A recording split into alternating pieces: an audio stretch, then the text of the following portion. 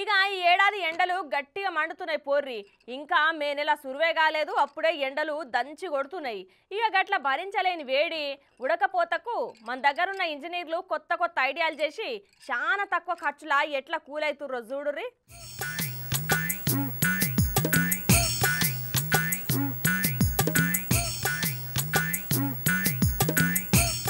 ఇక ఇప్పుడు దేశంలో చాలా దిక్కున ఉష్ణోగ్రతలు సాధారణం కంటే 4 నుంచి 6 డిగ్రీల సెల్సియస్ ఎక్కువనే నమోదవుతున్నాయి. ఇక గట్ల భరించలేని వేడి ఉక్కపోత నుంచి ఉపశమనం పొందేటందుకు ప్రజలు రకరకాల ప్లాన్లు వేస్తున్నారు.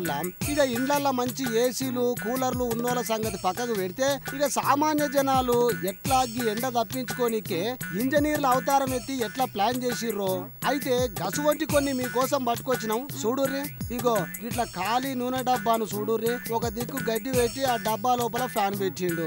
అట్లనే ఇంకొక ఆయన తలకాయకు టర్బైన్ లాంటిది పెట్టుకొని దానికి చిన్న టేబుల్ ఫ్యాన్ ఎట్లా సెట్ చేసుకున్నాడో చూడుర్రి. ఇప్పుడు ఈ ఫోటోలు సోషల్ మీడియాలో మస్తు వైరల్ అవుతున్నాయి. ఇప్పుడు మన దేశంలో చాలా దిక్కులు ఉష్ణోగ్రతలు రికార్డులు సృష్టించుకుంటా 42 45 డిగ్రీల సెల్సియస్ మధ్య నమోదవుతున్నాయి.